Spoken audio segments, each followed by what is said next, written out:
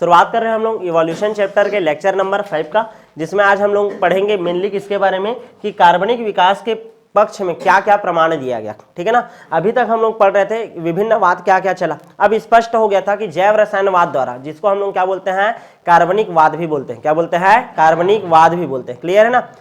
कार्बनिक वाद बोलते हैं। तो यही थ्योरी सही है कि अकार्बनिक चीजों से किसका उत्पत्ति हुआ होगा? कार्बनिक का।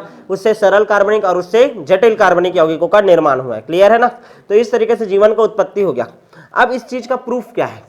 ठीक है, इस चीज का प्रूफ क्या है? तो पहला प्रूफ तो दे दिया कि किसने?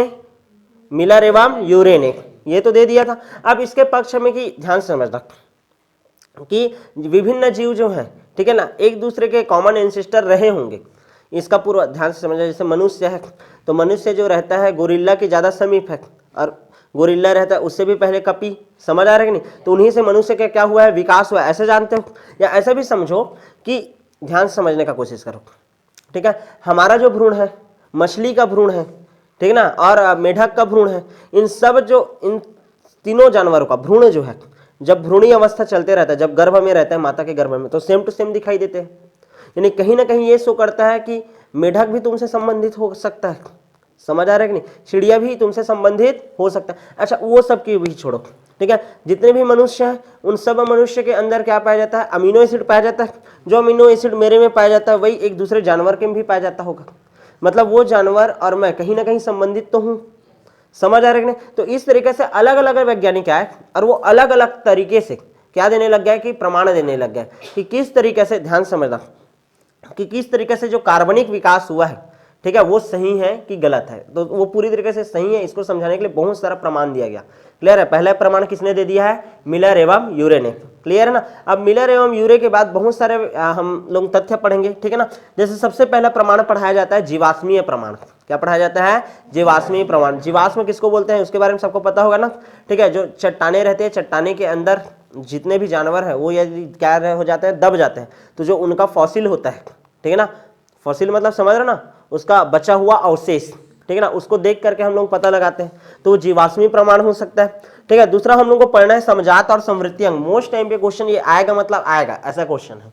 ठीक है, और उसके बाद हम लोग को क्या पढ़ना है? अवशेषी अंग के बारे में पढ़ना है। किसके बारे में पढ़ना है? अवशेषी अंग। तो सबसे पहले तो हम लोग बात करते हैं किसके बारे में? फॉसिल के बारे में। ठीक है ना। पहला प्रमाण हम लोग पढ़ रहे हैं कि जो कार्बनिक विकास हुआ है वो सही है, उसको बताने के लिए जीवाश्मीय प्रमाण। क्या पढ़ रहे हैं? जीवाश्मीय प्रमाण। ठीक है, जीवाश्मीय प्रमाण। ध्यान से समझना, जीवाश्मी किसको बोलते हैं? ठीक है, कि मान लो कोई चट्टान है, तो चट्टान के नीचे, ठीक है ना, चट्टान के नीचे, ठीक है ना, प्राप्त जीव के अवशेष को, जीवों के अवशेष को हम लोग क्या बोलते हैं जी? जीवाश्म बोलते हैं। क्या बोलते हैं? जीवाश्म, या इसी को इंग्लिश में क्या बोलते हैं? फॉसिल बोलते हैं। क्या बोलते हैं? फॉसिल। यहां तक क्लियर है कि नहीं? अब ध्यान से समझना, चट्टान 3 प्रकार का होता है। कितने प्रकार का होता है? 3 प्रकार का। ध्यान से समझना, कितने प्रकार का चट्टान होता है? 3 प्रकार का। एक होता है आग्नेय चट्टानी, आग्नेय चट्टान। एक होता है अवसादी चट्टान, अवसादी, अवसादी चट्टान। ठीक है, और तीसरा एक और चट्टान होता है, इस चट्टान को हम लोग बोलते हैं मेटामॉर्फिक रॉक बोलते हैं। क्या बोलते हैं? Metamorphic rock. ठीक है ना, नाम एकदम मेरे को हिंदी नाम याद नहीं आ रहा है। ठीक है, तुम्हारे काम का अवसादी चट्टान है। ध्यान दो, अग्नेय चट्टान किसे कहते हैं? ध्यान देना, ये पृथ्वी है। ठीक है, तो पृथ्वी का ये क्या है? क्रोड है। तो क्रोड से क्या हो रहा है? ज्वालामुखी निकल रहा है। अब ज्वालामुखी के कारण, ध्यान से समझना, ऐसा डिपॉजिट होते गया। क्लियर है कि नहीं? अब चूंकि ये तो गर्म भाग है, तो इसमें कोई जीव आएगा तो वो जल ही जाएगा। तो यहाँ पास कोई जीवाश्म रह पाएगा क्या? नहीं। तो अग्नि चट्टान में जीवाश्म पाया जाता है क्या? नहीं। दूसरा होता है मेटामॉर्फिक रॉक। क्या होता है मेटामॉर्फिक रॉक? तुम लोग पढ़े होगे कि भूकंप क्यों आता है। ठीक है, पृथ्वी के नीचे जो चट्टाने हैं वो आपस में कैसे होता होगा? ऐसा स्लाइड करता होगा, टकराता होगा। तो इस टाइप का स्लाइडिंग वाला जो रहता है उसको हम लोग क्या बोलते हैं? Metamorphic rock. क्या बोलते हैं? Metamorphic rock. बात करते हैं अवसादी चट्टान, या इसी को हम लोग इंग्लिश में बोलते हैं सेडिमेंट्री रॉक। क्या बोलते हैं? Sedimentary rock. ये जो सेडिमेंट्री रॉक रहता है, अवसादी चट्टान, क्या होता है अवसादी चट्टान? ध्यान समझना। ठीक है, जैसे कि ये हमारा पृथ्वी है, ठीक है ना, ऐसा हुआ होगा कि यहाँ पास पहले एकदम मस्त हरे पेड़ पौधे उपस्थित थे। ठीक है, 2-4 जंतु लोग यहाँ पास उपस्थित थे। अचानक से भूकंप आया होगा। ठीक है, भूकंप आया होगा, बाढ़ आया होगा, या भूस्खलन हुआ होगा। ये सारे के सारे जीव जंतु थे वो क्या हो गए? दब गए। जमीन में क्या हो गए? दब गए। उसके बाद फिर यहाँ जीवन का विकास हुआ होगा, समझ आ रहा है कि नहीं। फिर बाढ़, भूकंप या कोई भी प्राकृतिक कारण से ये क्या हो गया, ये फिर से दब गए, समझ आ रहा है कि नहीं। तो जब ध्यान समझना, ये एक तरीके से कैसे है, ऐसा लेयर टू लेयर है ना, ऐसा सबसे नीचे में सबसे पुराना लेयर है, मतलब सबसे पहले जो जीव रहे होंगे वो यहीं इसी लेयर में रहे होंगे, समझ आ रहा है कि नहीं। तो इस प्रकार का चट्टान में पाया जाता है आपका जीवाश्म, क्या पाया जाता है, जीवाश्म। यहाँ तक क्लियर है कि नहीं, क्लियर है। अरे इसमें पूरी तरीके से क्या हो जाया रहता है, दबा हुआ रहता है, क्लियर है। तो कभी भी आपको पूछेगा कि जीवाश्म कहाँ पाया जाता है, कौन से चट्टान पर पाया जाता है, अवसादी चट्टान पर। कहाँ पाया जाता है, अवसादी चट्टान पर। यहाँ तक क्लियर है कि नहीं। अब ये जो जीवाश्म रहता है, ठीक है ना, ये जो जीवाश्म रहता है ये कितने प्रकार का हो सकता है, इसके बारे में बात करते हैं। जीवाश्म से प्रमाण मिलता है, ये सबको तो पता है, ठीक है। अरे खुदाई करते हैं वो क्यों करते हैं, ताकि हमको पता चले कि कौन कौन सा जीवाश्म पहले उपस्थित है और किस प्रकार के जीव पहले थे, और उन्हीं जीवों से हमारा क्या हुआ होगा, विकास हुआ होगा। जैसे बोला जाता है ना कि आप मैमथ मिला है, तो उसी मैमथ से किसका विकास हुआ होगा, हाथी का विकास हुआ होगा।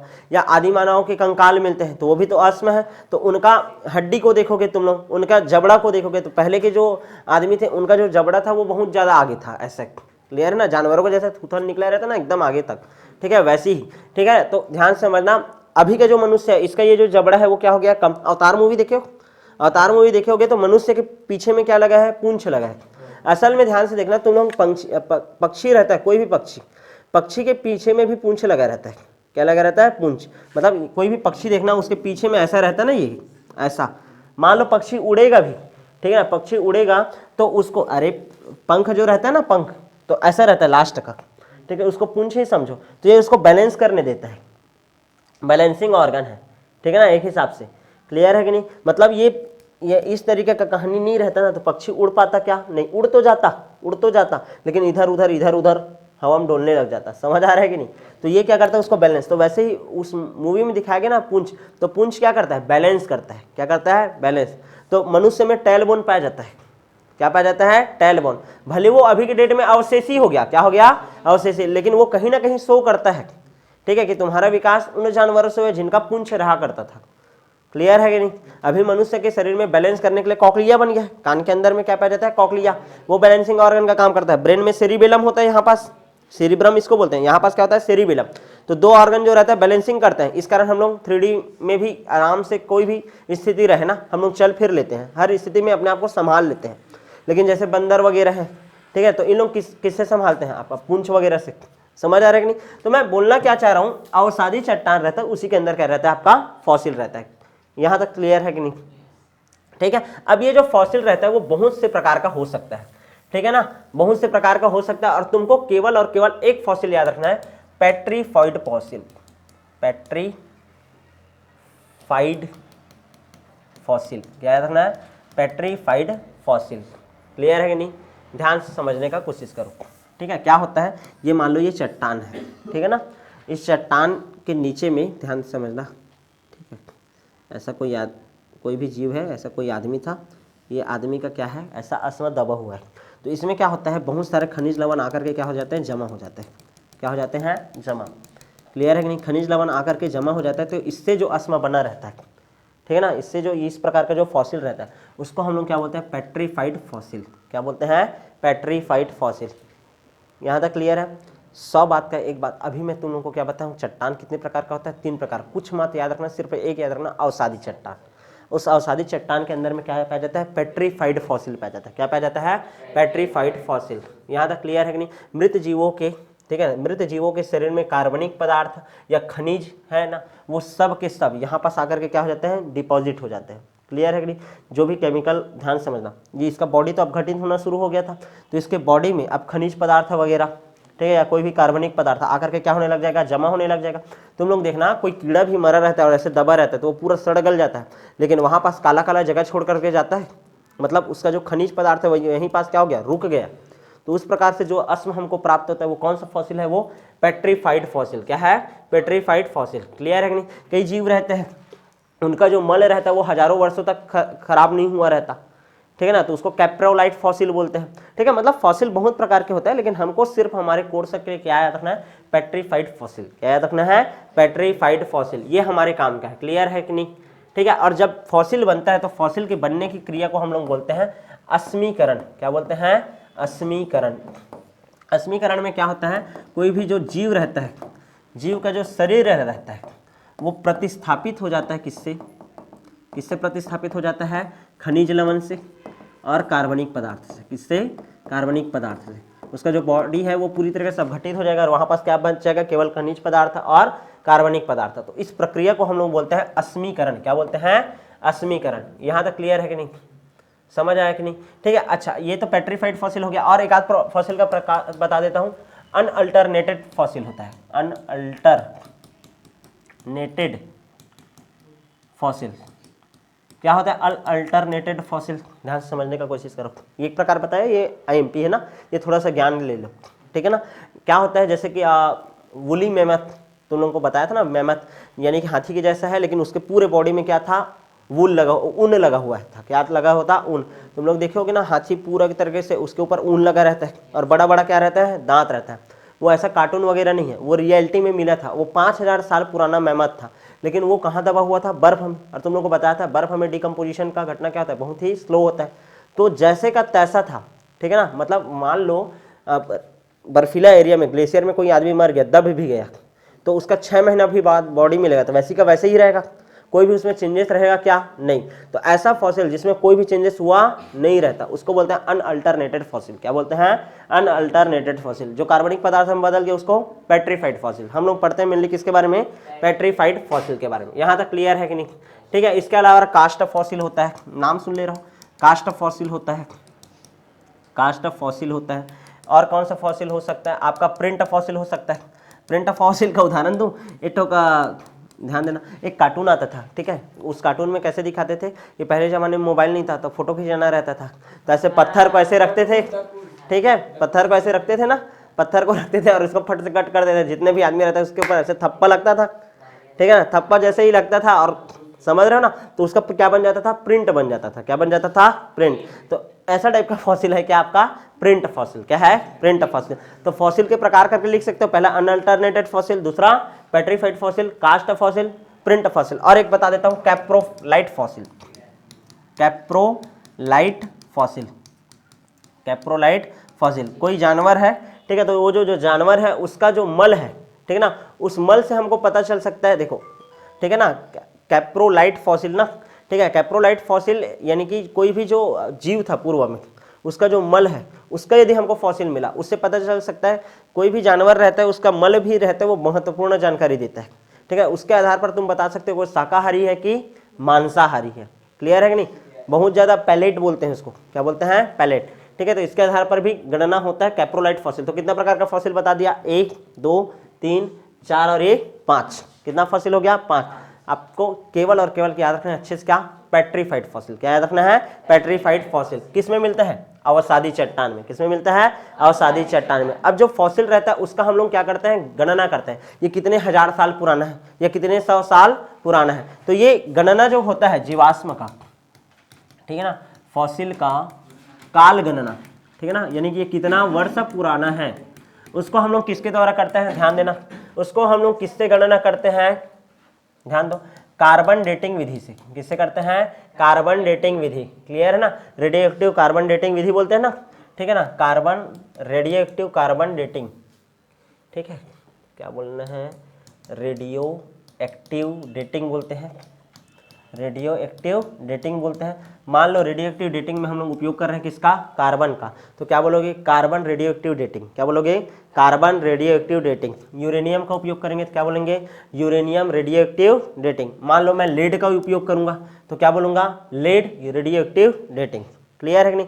असल में इसमें देखा जाता है, ध्यान देता, ध्यान दो, मान लो ये कोई फॉसिल है, ठीक है ना, इस फॉसिल में उपस्थित क्या है, कार्बन है, ठीक है।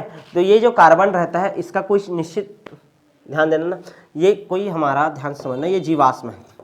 जीवाश्म में क्या उपस्थित रहेगा, कार्बन रहेगा। क्या रहेगा, कार्बन। तो ये जो कार्बन है, ये मान लो मेरे को यहाँ पास इतना दिन में मिला। अब ये जो कार्बन रहता है इसका एक निश्चित अर्धायु काल रहता है, हम लोग पढ़ें केमिस्ट्री में, अर्धायु काल रहता है कोई भी पदार्थ का, ठीक है, अर्धायु काल, जिसमें वो अपनी प्रारंभिक सांद्रता का क्या हो जाता है, आधा।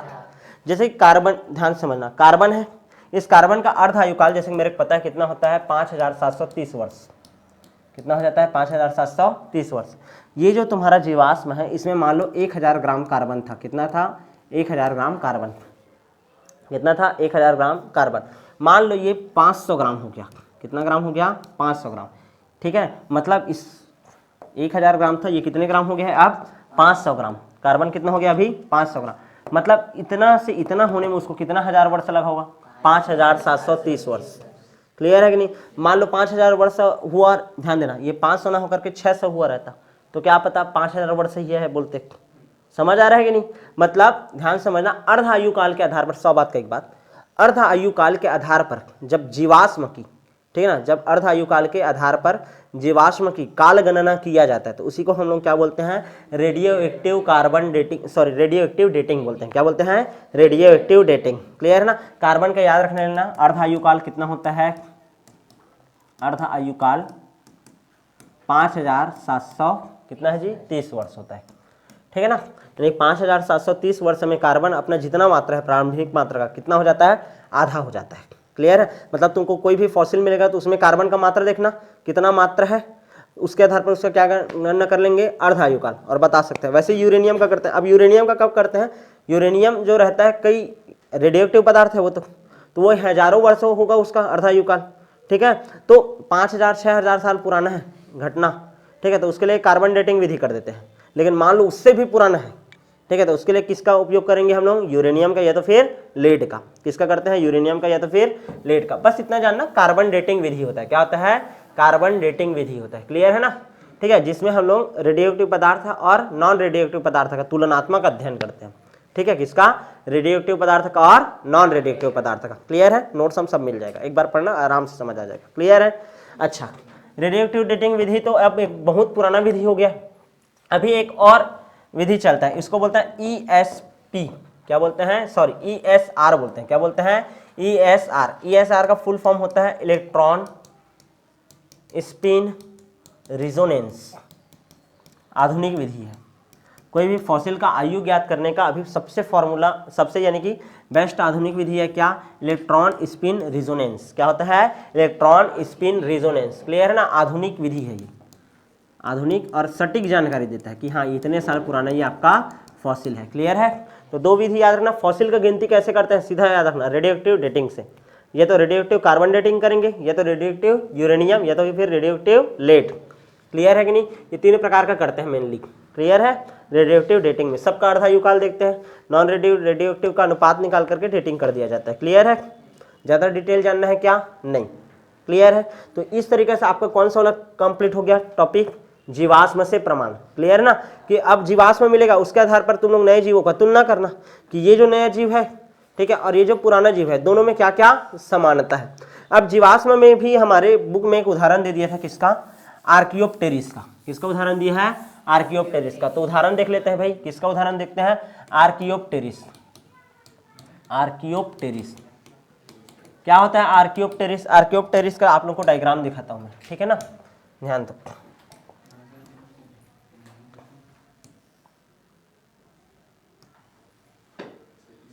ध्यान दो, ये आर्कियोप्टेरिस है, इसका डायग्राम, ये फॉसिल मिला था। क्या मिला था, फॉसिल मिला था। अब इसको तुम लोग देख रहे हो तो ये पंख है बड़ा बड़ा, ठीक है, तो हम लोग क्या समझेंगे, एक पक्षी है। क्या है, पक्षी है, ऐसा समझेंगे। लेकिन इसमें पंख के अलावा इसका जब फॉसिल देखा गया था ना, तो उसमें पूंछ भी पाया गया। क्या पाया गया, पूंछ भी पाया गया। तो इससे ये होने लग गया कि पंछी है लेकिन पूंछ कैसे, ये सरीसृप जैसा लक्षण है। मतलब आर्कियोप्टेरिस जो रहता है उसमें पक्षी के जैसा भी लक्षण रहता है, पहले तो ये जानना है। और दूसरा रहता है किसके जैसा, सरीसृप जैसे। सरीसृप मतलब समझ रहा ना, रेंग कर चलने वाले जंतु। समझ आ रहा है कि नहीं, रेंग कर चलने वाले जंतु जैसे सांप वगैरह, ठीक है, वो क्या बोलते हैं, छिपकली है, ये सब क्या है, रेप्टाइल। रेप्टाइल बोलते हैं। क्या बोलते हैं सरीसृप को, रेप्टाइल। ठीक है ना। इसमें रेप्टाइल और एविस दोनों के कैरेक्टर देखे जाते हैं। क्लियर है ना। ये दोनों के बीच का संयोजी कड़ी है। क्या है, संयोजी कड़ी। मतलब इसके पास कुछ गुण किसके जैसे रहते हैं, रेप्टाइल के जैसे, और कुछ गुण किसके जैसे रहते हैं, एविस के जैसे। किसके जैसे, एविस के जैसे। अच्छा ध्यान देना, इसको हम लोग क्या बोल रहे हैं, संयोजी कड़ी बोलते हैं। क्या बोलते हैं, संयोजी कड़ी। कनेक्टिंग लिंक है। क्या है ये, कनेक्टिंग लिंक है, संयोजी कड़ी है।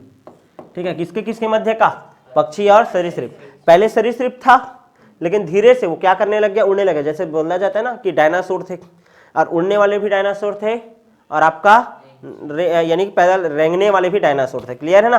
तो कुछ ध्यान से समझने का कोशिश करना, ठीक है। रेप्टाइल से ही विकास हुआ किसका, आपका एविस का। किसका, एविस का। यानी कि ये रेप्टाइल की तरह भी गुण प्रदर्शित करेगा कुछ, और कुछ एविस के जैसे भी। अरे दोनों के बीच का क्या है, कड़ी है। जैसे कि वायरस को बोलते हैं ना संयोजी कड़ी। क्लियर है कि उसमें कुछ गुण सजीव के जैसे रहते हैं और कुछ गुण निर्जीव के जैसे रहता है, जो कि कहीं ना कहीं ये दर्शाता है कि निर्जीव से ही किसका विकास हुआ है, सजीव का। तो ये क्या दर्शाएगा, रेप्टाइल से किसका विकास हुआ होगा, एविस का। किसका, एविस का। अब इसमें रेप्टाइल्स के क्या क्या गुण पाए जाते हैं, देखो रेप्टाइल्स में ध्यान देना ना, रेप्टाइल्स का क्या क्या गुण है। रेप्टाइल का इसमें पहला गुण है क्या, पुंछ पाया जाता है। क्या पाया जाता है, पुंछ।